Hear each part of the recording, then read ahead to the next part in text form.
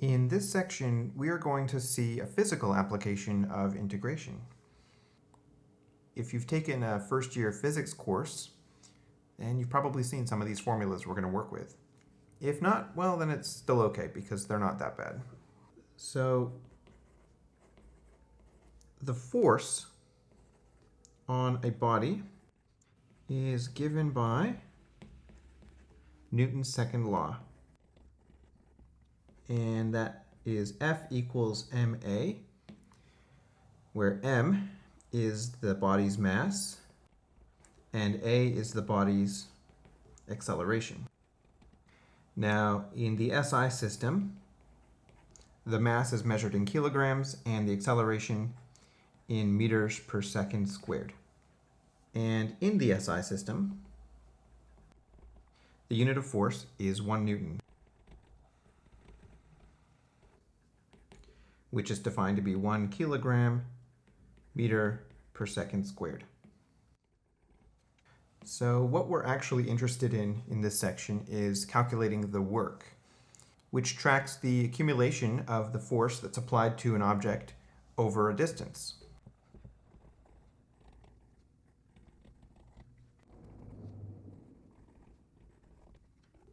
So work is defined to be force times displacement. And the unit of work is 1 joule, which is defined to be 1 Newton meter. If the force is measured in pounds and the distance in feet, then the unit of work is 1 foot-pound.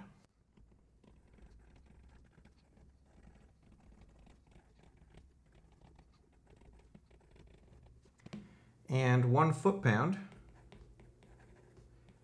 is about equal to 1.36 joules.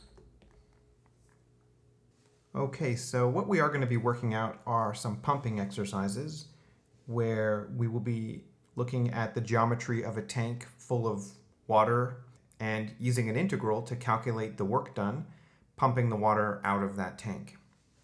So we just need a couple more bits of information before we dig into those exercises. So we're going to need the acceleration due to gravity, and in the SI system, we use the lowercase g, and it's 9.8 meters per second squared. Now, in the US system, if we're using pounds and feet, the acceleration due to gravity is about 32 feet per second. However, we don't need it because we only need acceleration when we're using Newton's second law, F equals ma, and that's only needed in the SI system. In the US system, we measure things in pounds, and pounds is directly a unit of force. So we don't need the layer of multiplying mass times acceleration to get force.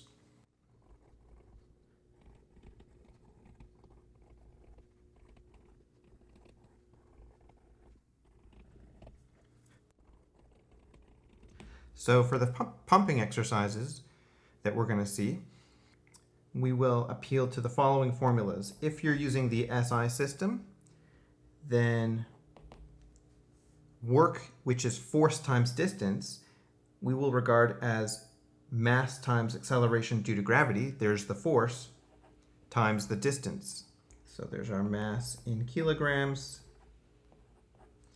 There's g, which is 9.8 meters per second squared, a constant. And here's our displacement, which is in meters. All right, and in the US system, we're going to use work equals force times distance directly, with the force being regarded as the weight in pounds and displacement in feet. So before going into the examples, let me just say that the exercises in this section are physical applications, but the point of this section is not to actually see the applications themselves, as much as it is to understand the process of setting up an integral by determining a formula for one slice of the problem and then using the integral to add up or accumulate all of the slices to represent the whole system that's being considered. All right, so here we have a conical tank, and it's partially full of water, and you can see the dimensions of the tank given, as well as the height of the water, which is 2 meters from the top of the tank. And we are going to pump the water from the tank or whatnot from this spout here that's at the very top. And we are interested in calculating the total work done pumping all this water out. The issue here, what makes this an integral problem, is the geometry of the situation. So for instance, if we cut a slice right here, okay, that sort of disk of water, the work done moving that disk of water will be different than the work done moving this disk of water, because those disks of water have not only a different distance to travel getting pumped out, but they have different masses or different weights, right? Okay, so the way we're going to approach this is kind of like the way we approached the volume problems at the very beginning, which was first establish the formula describing the one slice, and that's really all you need to do, because then you just throw an integral in front of it and poof, you've got the whole problem. So let's put a dimension in here. Let us suppose that this particular length from the bottom of the tank to the slice we're dealing with is x, which means that the width of this slice is a tiny amount of x. We can call that dx. Okay, and even though we're not even close to actually getting our integral yet, one thing we can see are the bounds of our integral, because the disks begin at x equals 0 and they end at x equal 8, 10 minus 2. So when we set up our integral, it's going to be 0 to 8 of stuff. And it's just that stuff we need to figure out. But what that stuff is exactly the formula for the work done on a single disk.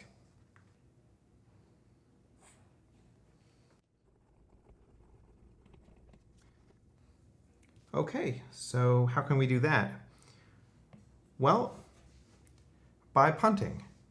So what I mean by that is we're just going to write down the most generic thing we can and then see which part we have to work out from there. So we know that the work done on a single disk is equal to the force applied to that disk multiplied by the displacement of that disk. And the displacement is very easy to see if we look at our diagram here. How far does this disk move? Well, it moves up to the spout. So that length there would be our displacement that the disk travels. And we can see that that is 10 minus x. Okay, but what about the force on the disk? Well, that would be the mass of the disk times the acceleration due to gravity. All right, but what's the mass of the disk? See what I mean by punting? We're just coming up with a formula for whatever layer we're on, and that just keeps pushing the problem to a slightly deeper resolution until finally we're going to get the information we need. So right now our problem is finding the mass of one disk. Well, that would be the volume of the disk times the weight density of water, which was 1,000 kilograms per meter cubed. Okay, so now we are working out the volume of the disk, and we can see that would be the area of this circle multiplied by dx. And we are punting so much, we should play for the Raiders. So now, what's the area of the disk? Well, that's pi r squared. It's a circle, right? So what's r? And that's the last punt. We want r in terms of x. So let's take another look at our diagram here. And let's note that r is the radius of that circle right there, and it depends on x. Because if x is very small, then our disk is way down here at the bottom and we have a small radius, whereas if x is very large, then the disk is very wide and we have a large radius. So the way that we're going to get r is by noting that we have similar triangles here. We're going to lift this triangle and this triangle out of the problem. Okay, so what do we know? Well, we know that this entire length here is 10, whereas this length right here is x. We know this length right here is r, and we know this length right here is 4. And I'm leaving the units off just to keep the math clean here. Now, because these are similar triangles, we can say that they're in proportion, which means that r over x is in proportion to 4 over 10. And from that we can conclude that r is equal to 4 over 10 reducing to 2/5 times x. So r is equal to 2/5 times x. And finally, we can roll everything back upward to get our formula for the work done to one single disk. So we can say that the work done on one disk, which is the force, which is the mass, which is the volume, which is the area, which is pi r squared, which is pi times 2/5 x squared, multiplied by dx. So that's the volume. So now we'll multiply by 1,000. This is the mass, so now we'll multiply by g. This is the force, so now we'll multiply by the distance, which we saw was 10 minus x. And that is the work done on a single disk, which means that the total work done, pumping out all the water, is the accumulation, or the sum, from 0 to 8 of the work done on the disks. So that's 0 to 8, pi times 2/5 x squared dx times 10 cubed times g times 10 minus x. If this were a setup only problem, that would be the best place to stop. Again, the dx factor is just a factor. It has the same rank as any other factor. It doesn't have to be at the end. Here we have it in the middle, and that's perfectly okay. Except I do understand that it's nice to put it at the end, so let's do that. All right, this was not a setup problem. This was a evaluate the integral problem, so we can do that. We have a number of constants here that we can factor out, like the pi, the 1,000, the g, as well as 4 over 25. That leaves us with an x squared 10 minus x dx. We also know that 25 goes into 1,000 40 times, and 40 times 4 is 160. So this is 160 pi times g, integral from 0 to 8 of 10x squared minus x cubed. And we can integrate this guy. That would be 10/3 x cubed minus 1/4 x to the 4. And our bounds are 0 to 8.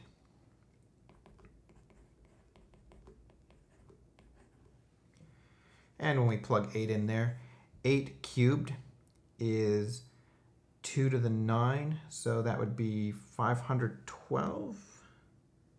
times 10, which is 5120. Okay, and 8 to the 4, that would be 2 cubed to the 4, that's 2 to the 12, but divided by 4, so 2 to the 10, which is 1024. And then subtracting 0, so of course we just get 0 times all this stuff. Okay, I think it's calculator time. So on the calculator, I got 3,362,827.797. And presumably the units here are joules, but we should do a quick dimensional analysis to make sure this makes sense. Also, looking at the significant figures given in the original problem statement here, looks like everything's one significant figure, which is a little unfortunate, but it means we really have no right to be this precise. So let's just go 3 times 10 to the 6 joules. Okay, after all that, let's see if the units really do make sense. So to see if this dimensionally makes sense, let's take a look at our setup here. Okay, so pi is a unitless ratio, as is the 2/5. So this piece here is meters squared. The dx also provides us with a meter because it's the tiny width. The weight density of water is kilograms per meter cubed. The acceleration due to gravity is meters per second squared. The 10 minus x is also a unit of meter. So what have we here? Well, it looks like we have meters to the 5th over meters cubed, so that would be kilograms times square meters per second squared. And we know that 1 kilogram meter per second squared is a Newton, and that leaves one more meter here for a Newton meter, which indeed is the unit of a joule. So the dimensions actually did work out in this whole problem, as they should, because the cosmos works, right? All right, let's see some shortcut formulas that will save us from having to do all that punting, because really the interesting part of that problem comes down to working out the volume. So let's just write down a shortcut formula here. So now the formula looks slightly different depending on if you're using the SI system or the US system. We just used the SI system in our last example, and that is that the work is the integral from A to B of 10 cubed, which is the density of water, multiplied by 9.8, which is little g, multiplied by the displacement, which is a function of x. In our last example, it was 10 minus x. And finally multiplied by the volume of one slice. And that's it. And the formula for volume has dx in it, because one slice is infinitesimally thin.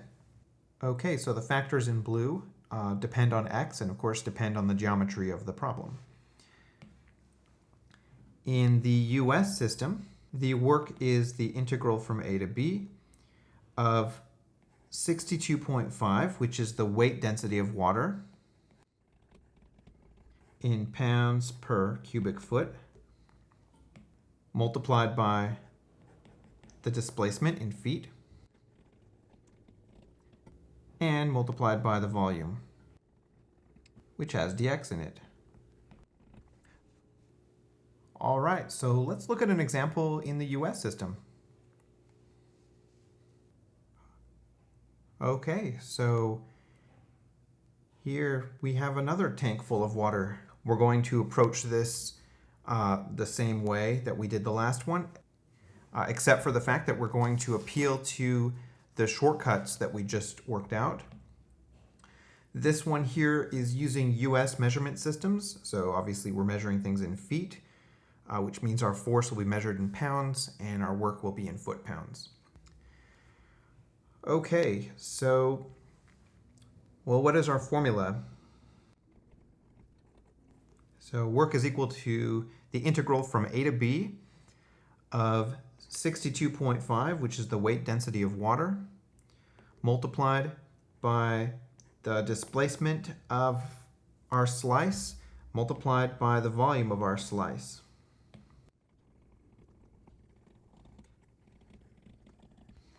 Okay, so let's draw a slice. Now the water is pumping upward, so our slice should be lateral to the direction of pumping as it was last time, which means we'll draw like a rectangle here. And what we're going to do is figure out what the work done is pumping out that one rectangle, which we can say has a thickness of dx, and then work out the integral from there. So according to our shortcut formula, we just need to know the displacement of that slice and the volume of that slice. So, okay, well, we need to apply a dimension here, so why don't we call the height x.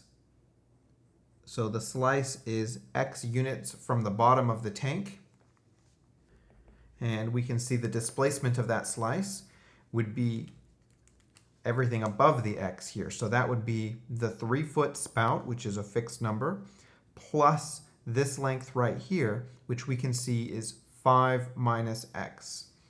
So this would be 3 plus 5 minus x.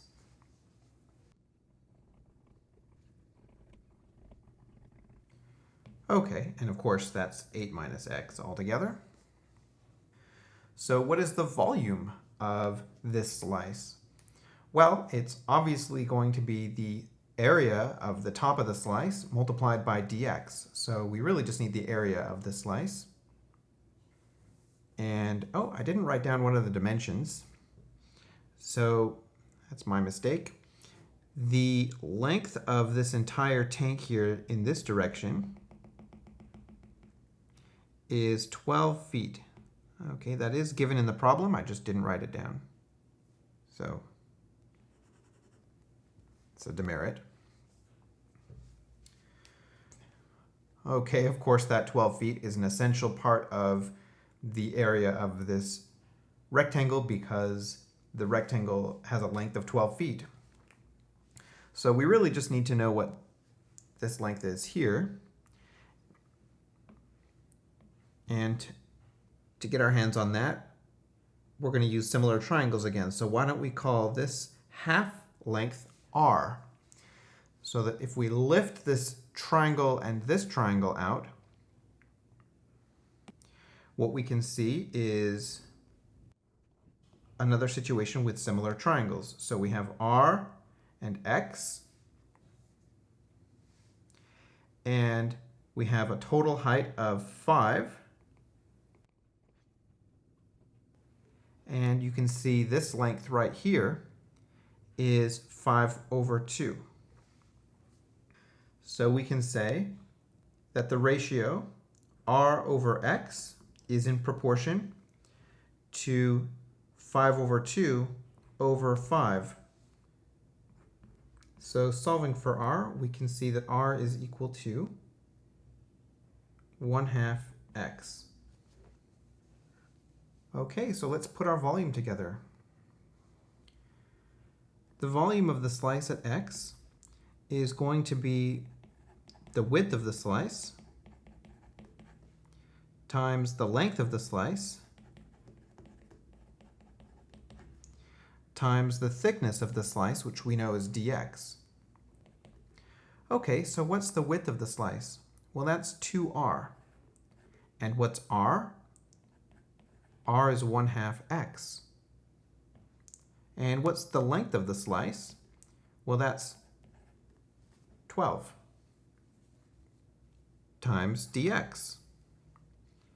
Okay, so this is our volume at x, and it's equal to 12x dx. And that's the last ingredient we need to fill in this formula. We have d of x we have v of x. We do need the bounds. So where does x begin and where does x end? Well, we can see that x starts at 0, which is the bottom of the tank, and runs all the way up to 5, the top of the tank. So the bounds of the integral will be 0 to 5. So our integral will run from 0 to 5 of 62.5, the weight density of water, times d of x, v of x. So that's 0 to 5 of 62.5. Our d of x was 8 minus x, and our v of x was 12x dx. So there is our setup. Okay, again, that's where we would stop if this were a setup only problem, but let's go figure this whole thing out. So we can factor out 12 times 62.5. So that's the same thing as 6 times double 62.5, so 6 times 125, which would be 750. So we can factor 750 out. And distributing the x, we have 8x minus x squared. So antiderivative of 8x is 4x squared minus then 1/3 x cubed from 0 to 5. And plugging in x equal 5, we get 4 times 5 squared, that's a 100, minus 1/3 of x cubed, so that's 125 over 3. And then plugging in 0, of course, gives us 0. We love that. Okay, so this is what? 750 times 175 over 3. And 3 goes into 250 times. So this is 250 times 175, and I'm just sick of thinking. I think let's just use a calculator at this point. So that's 43750, and that would be foot-pounds. You can see that measurements were taken to one significant figure. So we have no right being this precise, so we'll round our answer to 40,000 foot-pounds.